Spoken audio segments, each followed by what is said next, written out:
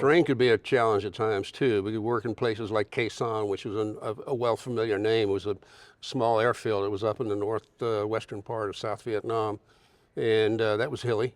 And of course, most of everything we were doing there, we had to get down pretty close to the ground.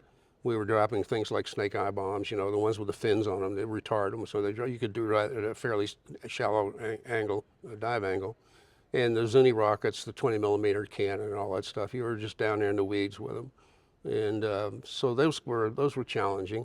The most challenging missions for me were at night when we had to fly under the flares.